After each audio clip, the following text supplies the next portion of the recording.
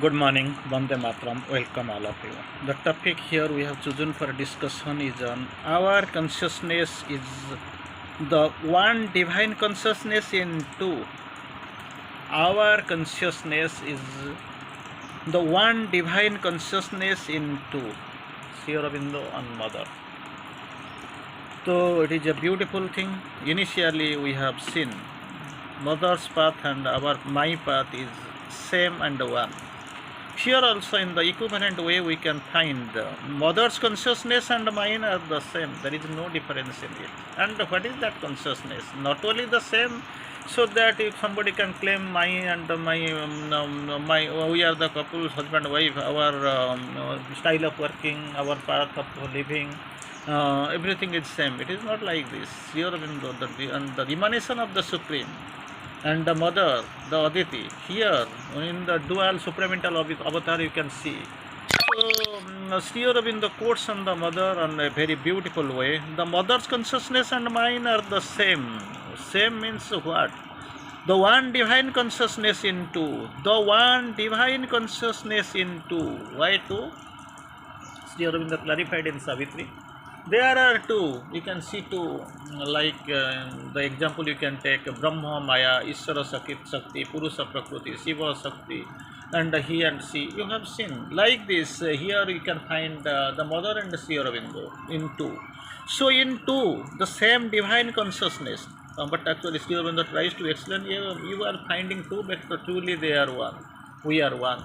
There are two who are one. There are two. You can find two from beings right now in your face, but in your consciousness, in your deeper consciousness rather.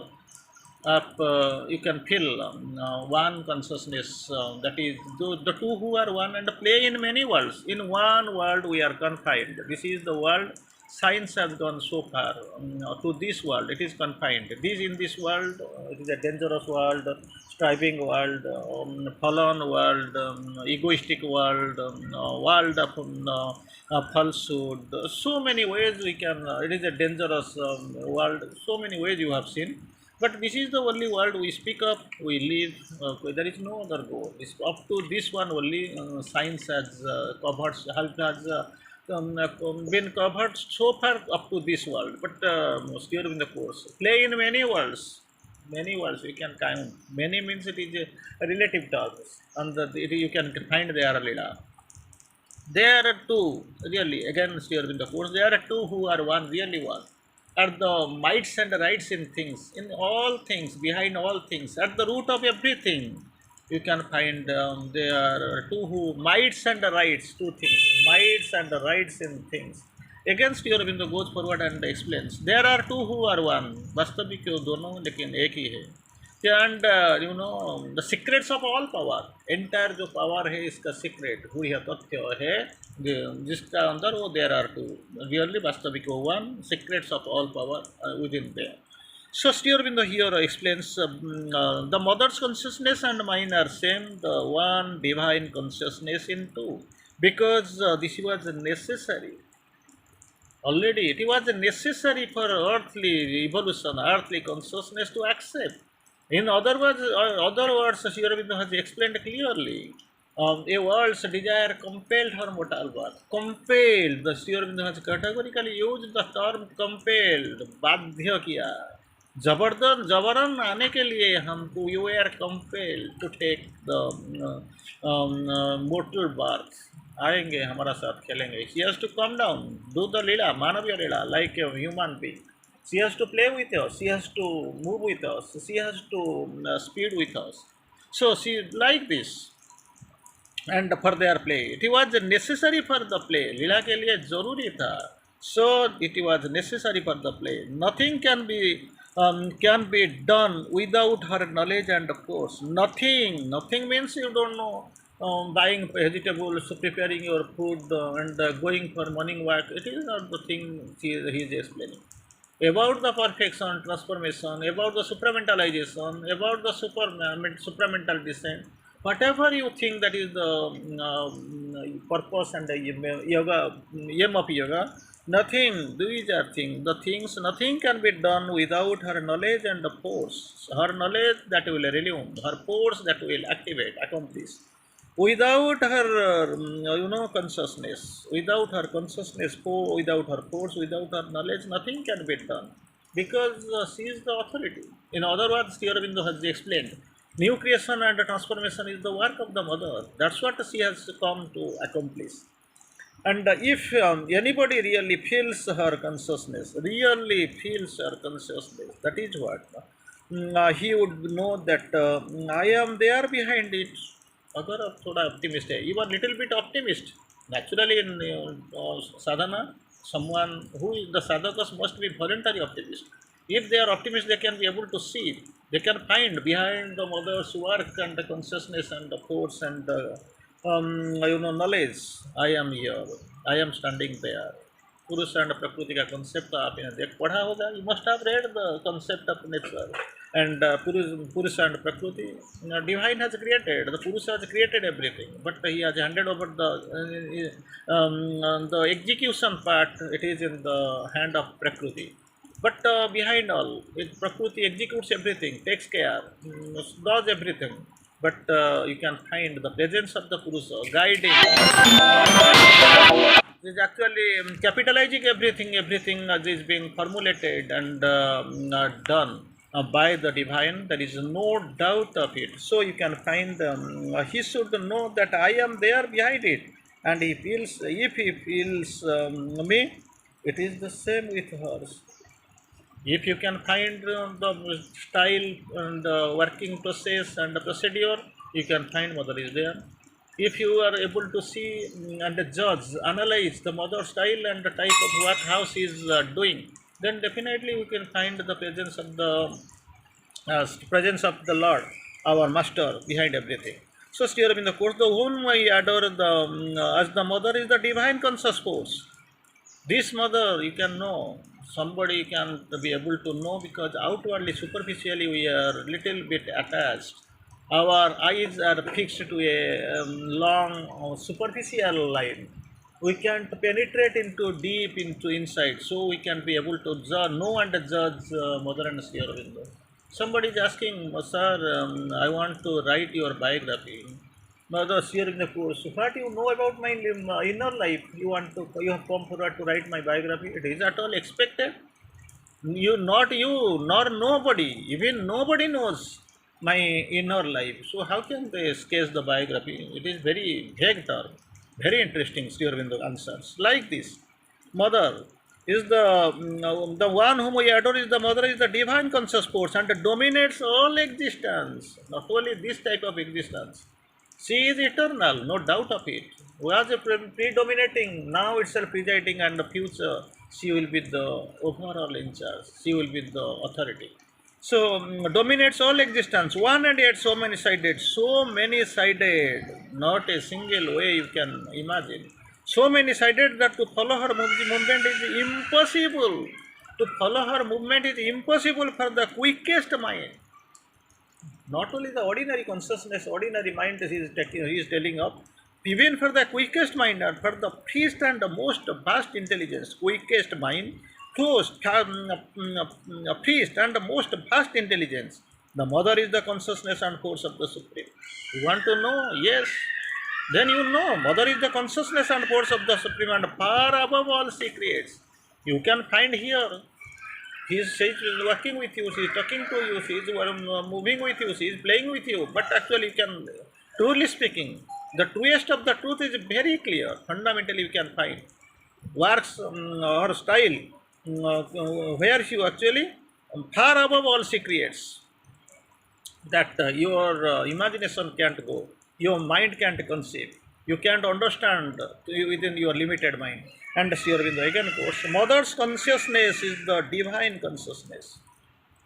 It is very clearly it must be very clearly understood, because she is doing the Manaviya Lila, the human Lila. So you can't take that she is limited to such and such. Thing is that you must go into that consciousness. Otherwise, that third eye must be open. Otherwise, it can't simply analyze mother, seeing the portrait, seeing the style of working, style of moving and the time of taking rest, eating food, playing tennis, doing the sadhana, the meditation and all. These are all outward activities. Prayers and meditation, she has written. Somebody may has come, they have a lot of people, many people even I have seen in my time. They are coming and asking if she is the Aditi, the eternal mother, the consciousness force and of the divine, she is the Savitri, so and so. Then why this she has written this prayers and meditation? You don't know why. Rama was coming and moving in the forest barefooted for 14 years. Bonabas was there. Yes. Do you feel Ramachandra is confined to this Bonabas barefooted and all? He is above all.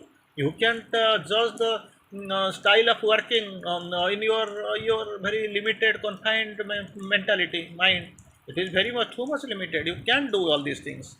So, like this, you can find mother's consciousness is the divine consciousness, and the light that comes out comes from it. The light that comes from it is the light of the divine truth. Ordinary light is the ordinary light. Somebody came and asked the Ramakrishna Paramahansa that he is a big sadhaka. One sadhaka is there, he is a big sadhaka. What he is doing? Ramakrishna remains silent. Actually, what he is doing? No, no, light is coming from his mysterious third eye that is behind the lids, eyelids. Oh, okay, okay, no, nothing to worry. Okay, you go. One day, what happens? This gentleman, this egoist sadhu, he is coming to to Ramakrishna. Heard some gossips, talks, and all from discussions. That then this night fell. Evening when some deep they entered into deep night, and this sadhu is asking for a farewell. Then Ramakrishna is asking, no, no, you take rest sometime, tomorrow you can go. No, no, I have to go. Then how you will go? This is dark night, nothing is visible, how can you go? No, no, not necessary. Then not necessary means what it indicates? Oh, no, no, no, I have done the sadhana, that mysterious, from my mysterious eye I can bring out light that will show me the road. It is that sadhana, you have done the sadhana. Then Sri Ramakrishna, it asks, knows something, everything, but asks, oh, how you got the light from your third mysterious eye? No, this is what the sadhana I have done. This is my age-old sadhana, century-old sadhana. This is my lifelong sadhana. I have achieved, I have accomplished this sadhana, this fruit. Then Ramakrishna is silent, asking, oh, this is your lifelong sadhana. For centuries, maybe for millenniums, you have done the sadhana, and this much you have achieved.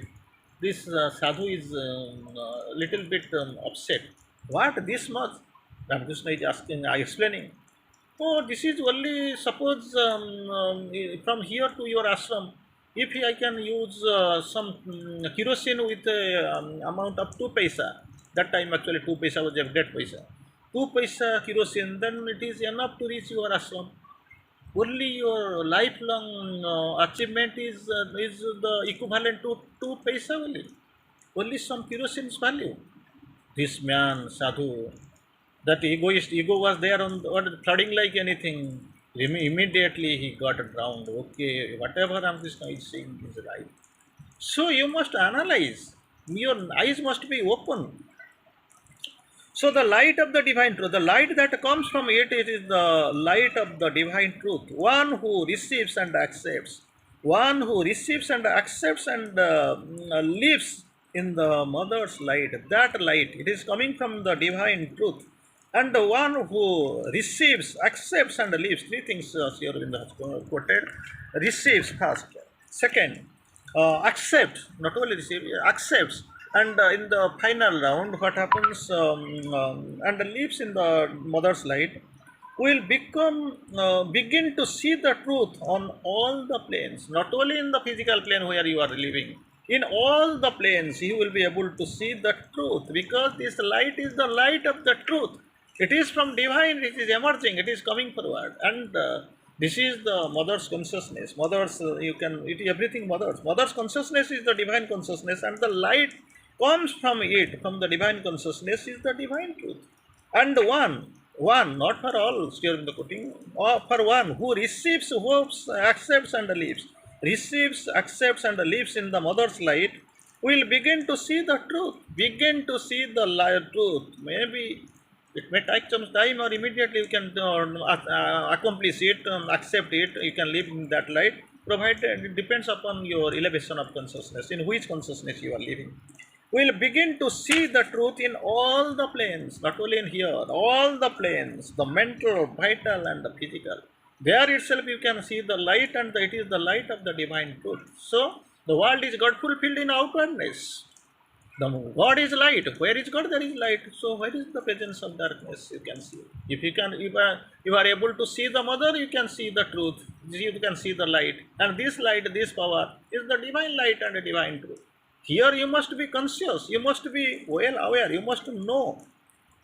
But personally too, the mother is stooped to descend here into the darkness, that she may bring it to the light. That's what deliberately she has come here. Stooped here to stooped here. Why? What is the purpose?